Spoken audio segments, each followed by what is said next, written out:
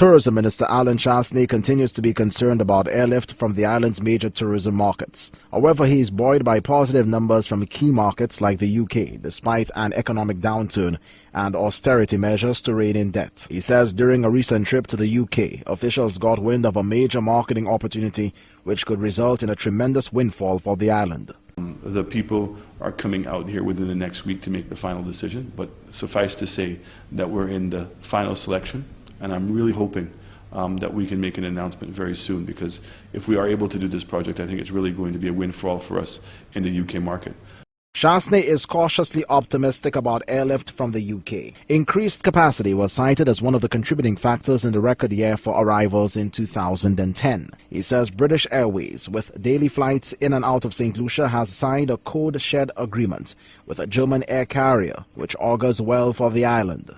So it means that we now can connect through Gatwick seamlessly to Germany.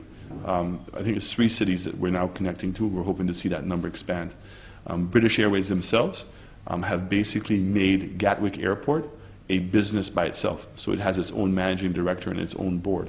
And it's quite an intriguing concept, and it'll be interesting to see how that develops. Chastanet's tepid assessment of UK arrival numbers gives way to apprehension over the flagging but vital US market. He says there has been a drop in arrivals and officials are redoubling efforts to beef up airlift capacity.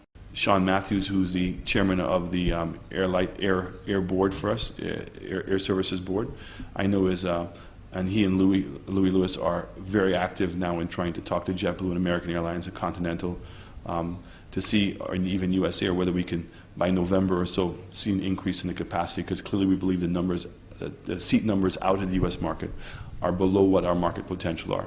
And it's causing, one, the price of airline tickets to go up, and two, making it more difficult to compete in the US market. So I'm really hoping that we'll be able to resolve that in the upcoming months. Despite the difficulties with the US market, the tourism minister points to arrivals from North American markets like Canada, which continue to be robust. Chastanet says the strength of these markets puts added pressure on the tourist board and other agencies to expand marketing and promotion of the island as a tourism destination. While the hotel sector here remains competitive, he doubts whether their rates can be sustainable in the long term.